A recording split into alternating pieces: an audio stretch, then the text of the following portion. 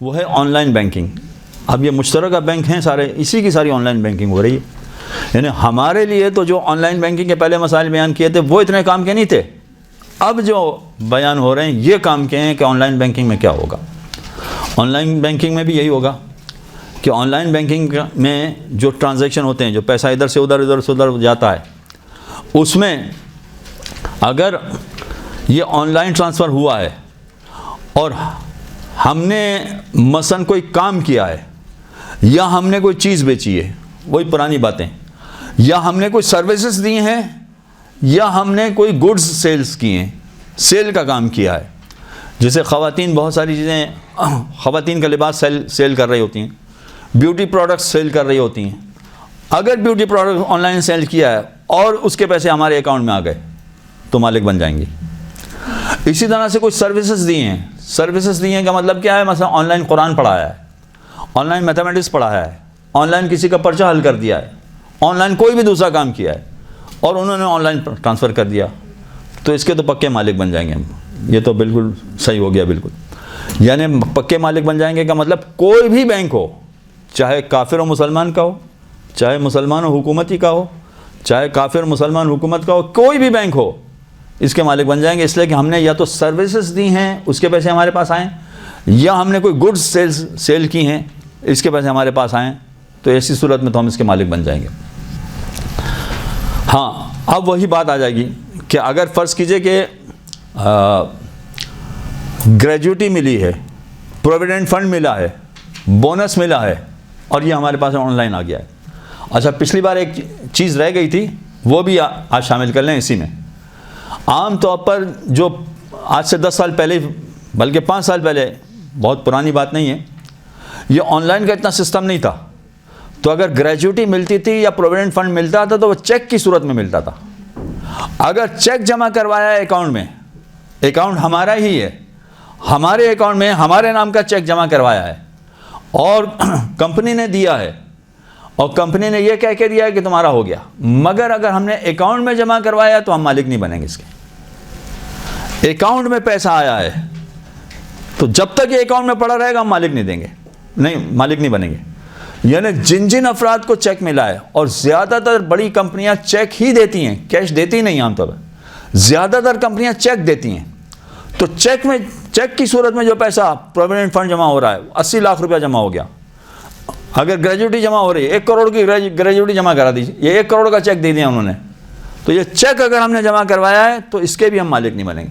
مالک کب بنیں گے؟ جب ہم اس کو باہر نکالیں, اپنے ہاتھ میں لے لیں, قبضہ لے لیں جس کو کہتے ہیں. اپنے ہاتھ میں لینے کے بعد اس کے مالک بنتے ہیں. اپنے ہاتھ میں لینے کے بعد مالک بنیں گے. لیکن اگر فرض کیجئے کہ کوئی تھوڑا تھوڑا کر کے ہی نکال رہا ہے, تھوڑا تھوڑا کر کے نکال رہا ہے کا مطلب کیا ہے کہ اس کو ضرورت تھی مثلا ماہانہ اخراجات چلانے کے لیے, ملے تھے 1 کروڑ روپے, 1 کروڑ روپے ڈال دیے اس میں. اب ماہانہ اخراجات چلانے کے لیے کبھی وہ 10,000 نکال کے آ جاتے ہیں, کبھی وہ 25,000 نکال کے آ جاتے ہیں, کبھی وہ 30,000 نکال کے آ جاتے ہیں, ماہانہ اخراج چلا رہے ہیں اس سے. یا بچوں کی فیس دینے کے لیے چیک دے دیا مثلا انہوں نے, تو یہ جو تھوڑا نکال رہے ہیں یہ تو اسی مہینے میں خرچ ہو گیا, پھر اگلے مہینے نکالا پھر خرچ ہو گیا. خمس کی جب تاریخ آئی, یہ 1 سال پورا ہو گیا, تو اس کے بعد جو ہم نے 10,000 25,000 30,000 نکالے تھے اس میں سے ہمارے پاس کل 100 ہی روپے بچے, تو فقط 20 روپے خمس واجب ہوگا, اس سے زیادہ خمس واجب نہیں ہوگا. حالانکہ ملے تھے کتنے کروڑ روپے, ان کروڑ میں فقط 20 روپے پہ خمس واجب ہوگا, باقی کسی پہ خمس واجب نہیں ہے. لہذا یہ ذہن میں رکھیں کہ جو آن لائن کا سسٹم آپ کو بتایا گیا ہے وہی سسٹم جو ہے چیک کی صورت میں, اور چیک میں بھی فرق نہیں پڑتا کہ وہ پرائیویٹ بینک کا چیک ملا ہے یا حکومت کا چیک ملا ہے, آپ نے اپنے اکاؤنٹ میں جمع کروا دیا, ٹھیک ہے. اچھا, فرض کیجئے کہ آپ نے جو بینک سے پیسے نکالے ہیں, یہ پیسے بھی وہ والے نہیں نکالے جو گریجوٹی کے ملے تھے یا پروویڈنٹ فنڈ کے ملے تھے, کروڑ روپے 80 لاکھ روپے, وہ والے نہیں نکالے. آپ نے جو پیسے جمع کروائے تو جس بینک میں جمع کروائے تھے اس نے منافع دیا آپ کو, وہ منافع والے پیسے آپ نے نکال لیے, باقی اصل پیسے ویسے کے ویسے رکھے ہوئے. جیسے سرٹیفکیٹ خرید لیتے ہیں, وہ 5 سال والا 3 سال والا سرٹیفکیٹ وہ بند رہتا ہے اور منافع ملتا رہتا ہے اس میں. تو اگر فرض کیجئے کہ اس طرح سرٹیفکیٹ خرید لیا ہے تو کیا ہوگا, دیکھنا پڑے گا کہ سرٹیفکیٹ آپ نے حکومت بینک والا خریدا ہے, نیشنل سیونگ والا, یا پرائیویٹ بینک والا کا سرٹیفکیٹ خریدا ہے. اگر آپ نے حکومت والا خریدا ہے, نیشنل سیونگ کا کوئی سرٹیفکیٹ بہبود کا خریدا ہے مثلا, تو اگر فرض کسی کو اس نے منافع دیا, ماہانہ منافع دے رہے ہیں, وہ ماہانہ منافع دیا, تو اس میں وہی بات آ گئی, چونکہ یہ حکومت کا ہے لہذا آپ نے منافع نکال بھی لیا ہے تو اب اس کا آدھا غریب کو دینا پڑے گا. یعنی ہر ماہ آپ کو جو منافع مل رہا ہے اس منافع کا آدھا غریب کو دینا پڑے گا اگر آپ فقط منافع استعمال کر رہے ہیں. یہ ہو گیا حکومتی بینک سے جو منافع مل رہا ہے. آپ کا کروڑ روپیہ ویسے ہی سیف ہے, وہ ویسے ہی پڑا ہوا ہے, وہ سرٹیفکیٹ بالکل نہیں چھیڑے آپ نے, وہ ویسے کا ویسے ہی پڑا ہوا ہے. اب اس کے بعد ہاں جو پیسہ آپ نے جمع کروایا ہے وہ اگر پرائیویٹ بینک میں جمع کرا دیا آپ نے, وہی کروڑ روپیہ مثلا پرائیویٹ بینک میں جمع کرا دیا, اب وہاں سے منافع مل رہا ہے. پرائیویٹ بینک والے بھی سیونگز اکاؤنٹ پر بھی منافع دیتے ہیں, اور ان کا اگر سرٹیفکیٹ خریدا ہے تو سرٹیفکیٹ پہ بھی منافع دیتے ہیں, دونوں پہ منافع دیتے ہیں. تو اگر وہ اصل رقم آپ نے وہیں کے وہیں رکھی, فقط جو منافع مل رہا ہے وہ ماہانہ استعمال کر رہے ہیں آپ, تو ایسی صورت میں اس رقم کو جو آپ نے نکالا ہے اس پر کوئی خمس بھی نہیں دینا ہے, اس لیے کہ یہ پرائیویٹ بینک ہے. آدھا تو دینا ہی نہیں ہے لیکن خمس بھی نہیں دینا ہے, اس پر کچھ بھی نہیں دینا ہے, اس لیے کہ منافع ہے.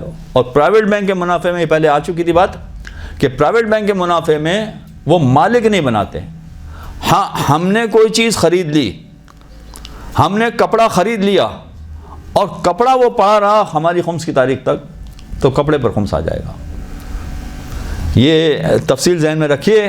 تو اس طرح سے جو مشترکہ بینک کا معاملہ ہوگا وہ بھی اس طرح سے حل ہوگا. لہذا مشترکہ بینک میں اگر آپ پیسے جمع کروائیں اور منافع حاصل کریں, فقط منافع سے گزارا کریں, تو دیکھنا پڑے گا کہ اب یہ مشترکہ بینک, دیکھیں میں نے پہلے مثال پیش کی ہے, ایک پرائیویٹ بینک کی, ایک حکومت بینک کی, دو مثالیں پیش کی آپ کے سامنے. اب ان دونوں کو ملائیے تو مشترکہ بینک والی مثال بن جائے گی. مشترکہ والی مثال بن جائے گی تو کیا ہوگا, فرض کیجیے کہ مسلمان کا 90% حصہ ہے, حکومت کا 10% حصہ ہے. اب جو آپ کو منافع ملا ہے اس کا وہی طریقہ کار ہوگا جو میں پہلے بتا چکا کہ 1 لاکھ روپے آپ کو ملا, 90,000 کو آپ وہ سمجھیں گے کہ پرائیویٹ والا ہے, لہذا یہ آپ کا ہو گیا, اس پر کوئی خمس نہیں دینا. 10,000 کا جو منافع ہے یہ حکومت والا ہے, لہذا اس کا آدھا تو پہلے غریب کو دینا پڑے گا, پھر آدھا اگر بچ گیا آپ کی خمس کی تاریخ تک تو خمس بھی دینا پڑے گا. لہذا اس طرح سے مشترکہ بینک کے سارے آن لائن بینکنگ کے مسائل بھی اسی طرح سے چلیں گے جیسے آپ کے سامنے ساری تفصیل بیان ہو چکی. مجھے اندازہ ہے کہ بہت تھکا دینے والے مسائل ہیں. نوازش آپ کی, ورنہ ہے تو مشکل بات, میں سمجھ رہا ہوں کہ بہت اگر یہاں تک گفتگو واضح ہو گئی ہے تو کریڈٹ کارڈ میں یہ چیز ذہن میں رکھیں کہ یہ سارے مسائل کریڈٹ کارڈ کے حوالے سے ہیں, ڈیبٹ کارڈ کے حوالے سے نہیں ہیں. ڈیبٹ کارڈ کے حوالے سے وہی ہے کہ آپ چاہے مشترکہ بینک بھی ہو تو اس میں بھی کوئی حرج نہیں, آپ ڈیبٹ کارڈ اس کا استعمال کر سکتے ہیں, اس لیے کہ آپ کا اپنا پیسہ ہے, اپنا پیسہ استعمال کرنے میں کسی طرح کی کوئی قباحت نہیں ہے. اچھا, یہ کریڈٹ کارڈ کے حوالے سے ایک بات رہ گئی اور جو بہت اہم ہے, وہ یہ کہ اب پتہ نہیں اس کا جواب آ سکے گا. کریڈٹ کارڈ کے حوالے سے بہت اہم بات ہے یہ کہ اگر بینک وہ مسلمان اور کافر کا ہو, جو ہو سکتا ہے پاکستان میں ذرا مشکل ہو مسئلہ, مگر یہ چونکہ یہ بات بہت دور تک چلی جاتی ہے, کبھی کبھی تو ذرا مشکل ہو جاتا ہے, لوگ دور سے سوال کر رہے ہوتے ہیں کہ آپ نے یہ کہا تھا, اس لیے وضاحت کرنا ضروری ہے. اگر مشترکہ بینک ایسا ہے کہ مسلمان اور کافر کا ہے, مسلمان اور کافر, تو ایسی صورت میں یہ کریڈٹ کارڈ استعمال کرنا ہی جائز نہیں ہوگا, یہ یاد رکھیں. وہ پہلے بھی آ چکا تھا کہ پرائیویٹ مسلمان بینک کا کریڈٹ کارڈ استعمال کرنا جائز نہیں ہوتا, یہ پہلے آ چکا تھا. لیکن یہاں پر اگر مسلمان اور کافر کا بھی مشترکہ بینک ہے تو کریڈٹ کارڈ استعمال کرنا جائز نہیں ہے, اس لیے کہ جب آپ کریڈٹ کارڈ استعمال کریں گے تو پہلے سے یہ شرط طے کریں گے کہ اگر میں نے زیادہ استعمال کیا تو میں اس پہ سود دوں گا, اور مسلمان کے حوالے سے اس طرح سے سود کی ڈیلنگ کرنا یہ جائز نہیں ہوتا, یہ ٹھیک نہیں ہوتا. اس لیے اگر کوئی ایسا بینک ہے کہ جو مسلمان اور کافر کا بینک ہے تو اس کا کریڈٹ کارڈ استعمال کرنا یا اس سے مارگیج لینا یا اس سے قرضہ لینا یا گاڑی لیز پر لینا وغیرہ وغیرہ, یہ اس کی اجازت نہیں ہوگی.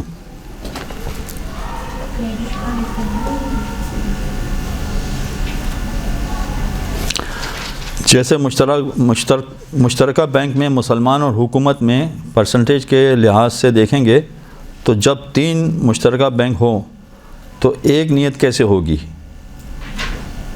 اس میں بھی پرسنٹیج وائز دیکھیں گے نا؟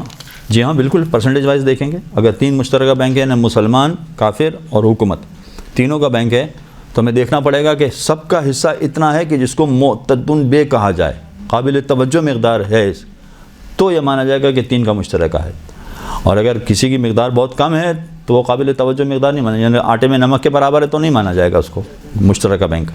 فقط جب وہ مقدار پہنچ جائے، وہ تعداد پہنچ جائے، اسی پر مانا جائے گا کہ یہ مشترکہ بینک ہے.